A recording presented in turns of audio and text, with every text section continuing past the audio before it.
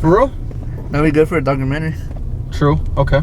So basically, like, when it comes to, you know, getting an advance from a label, like,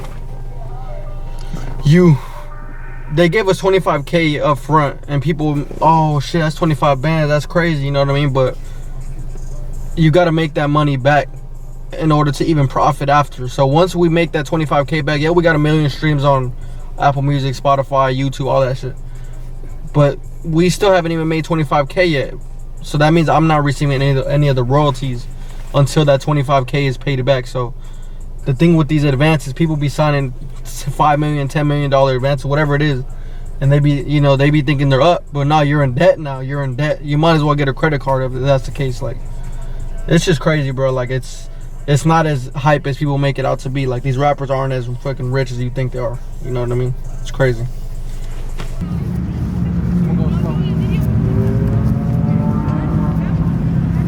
Keep on coming, right? Baby.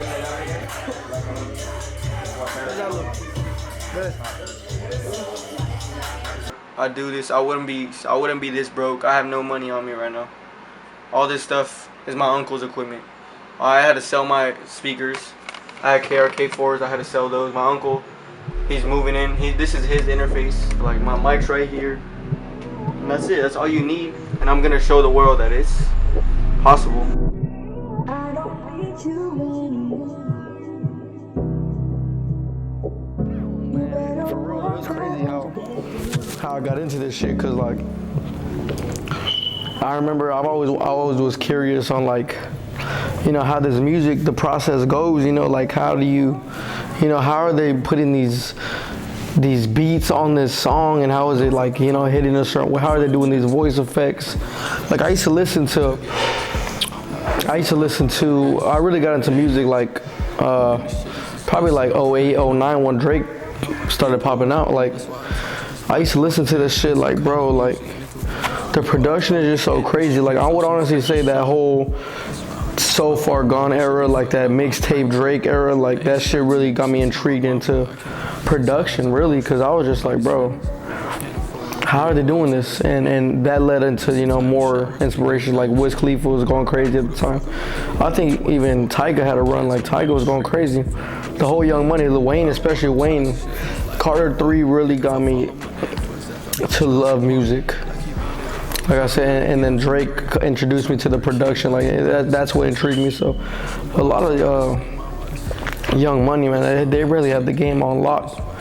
But just from there, like, it made me want to, you know, learn more about the shit.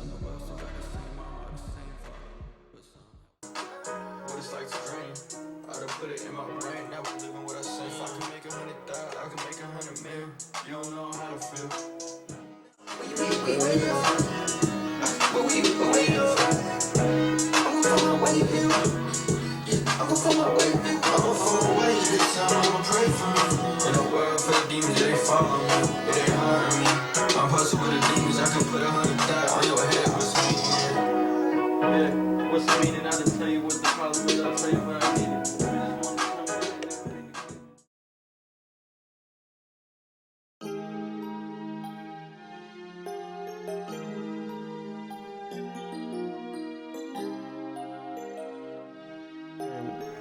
Shortly after that, I had a friend reach out to me that wanted to actually make a mixtape on some serious shit, and that's really where I feel like it was a pivot for me, because it was like, okay, now we gotta really, like, focus. I gotta really, like, I know I have the talent, but now let's use it. Let's really tap in and use it for good.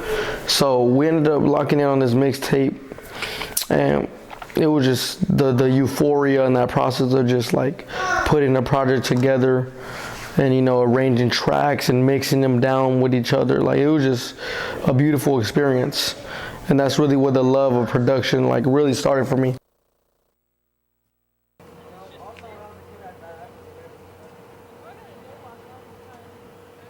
I got it. You came all the way out. Chill out.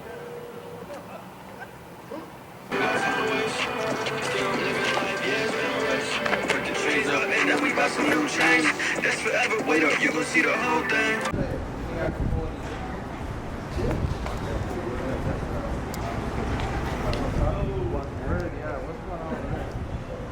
It kept growing from there. I mean, that was probably like right when I think I was about to graduate high school. It was like 2016, late 2016.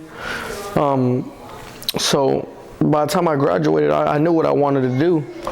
I knew exactly what I wanted to do, and I completely focused in on that. You know, a lot of my peers at the time, everybody's going to college, everybody's, you know, they got 9 to 5s already, and I'm just like, I know what I want to do. So I ended up that whole summer after I graduated, I did go to school for a little bit, but I didn't get to finish it. So I ended up just locking in and you know, just starting from the ground up. I started recording people for the low. It was probably $15 a session. I even had a couple people run off on me, not even paying me for the whole shit. And it was a lot of lessons learned, but man, the setup I had was crazy. It was like, I was using an entertainment center speaker with a broken ass, like old ass laptop. And man, I was just grinding it out like that, using a cracked version of Pro Tools. And it was like that for almost a year, maybe a couple years, and I started slowly investing into better equipment, and the journey kept going. The journey kept going. We kept, you know, recording people at the crib of my mom's, and it probably was like that for a good, I want to say, 3 years, honestly. You see the cross. You see the cross. Show them the cross, man. Yeah. So, I believe in God. Right. Shout out to Lance, the Lent Tuesdays or whatever. I don't do that, but salute. You know what I'm saying? Like, do what you got to do to get by. Yes, sir. You know, I'm not judging. You know, the pandemic hit, and it was just the craziest time to be alive. You know, just not even on the music tip, just straight, just like what we're dealing with as people. Like, it was a scary time to be alive, and we weren't sure what's gonna happen next. So that fear, that anxiety, it caused a lot of issues, especially for me at home, mentally, all that, spiritually. It was a very disappointing time. We're dealing with the George Floyd thing, and it's a lot of tension in America. We got the pandemic, we got the election, I think, was going on. Like, it was just a lot of tension. So this happens, it felt like racism ended. And that clip ended up getting posted online, and I kid you not, it went viral that same day. The label reached out to us, got us a single deal. And we all split that money up, bro. I was able to get an apartment. And I ended up, you know, running the studio at the apartment. And same thing, same goal, same mission. But it was a very, like, eye-opening experience, because it took me 6 years to get my first real big break. And this is not even like a I made it moment. Like, there's still a lot of work to be done. It's not like I did it and I'm like, oh, I'm on now. Like, no, like, it was just like, damn, it took me 6 years to get here. That's crazy. So it really made me understand, like, yeah, this is gonna be a long journey, especially for someone like me coming from Phoenix, Arizona. I'm not tapped in like that. I gotta build this shit from the ground up. So I've been, you know, working with local artists since, to this day, still working with local artists, and just evolving, bro. That's why, I always, you know, talk about it in my music. I always, you know, if you listen to my music, you hear the growth in it. You hear what I'm saying from 2016 to now. It's a lot of change going on. So that's why with this album, it's really just like a crazy, like, turn of events. Because this album, honestly, probably really been in the making since, like, the pandemic, honestly. But I never, like, was able to grasp what I wanted to talk about, or the production of it. So I did little projects in between. But this whole project, Still Inside, is really just an embodiment of, like, all that to get here. And I'm still inside. And when I say I'm still inside, it means, like, I done seen some crazy shit. Like, I don't want to go outside, bro. Like, and if you know me too, I'm a very introverted person. So, like, I prefer staying inside. Like, all these, you know, people be popping out to the clubs here and there and that, doing all that. First Friday, whatever it is. Like, I don't like doing none of that shit. So, just adding that along with just all the events I had to go through just to get to where I'm at right now, I just feel safer inside, you know what I mean? So that's really where I got that title from. And if you listen to the project, it's really a full 360. You know, I'm talking about what I just talked about right now, all in the whole thing. And I feel like it's really my best work as we speak right now. It's my best work, and I'm very, you know, I'm proud of it. It's the most collaborative project I've done. You know, I have a few producers on there. You know, I had Lucid going with the mixing, had a couple outros, and it was just a beautiful collaborative experience that I, you know, never really did on my project, because I always like to arrange my shit. But this time I let my people just, you know, what do you think? What should I do?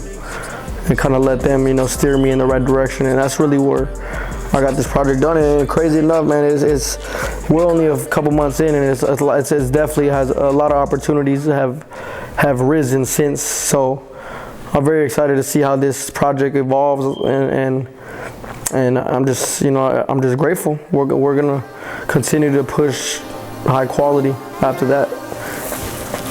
Give me that motherfucking Glock.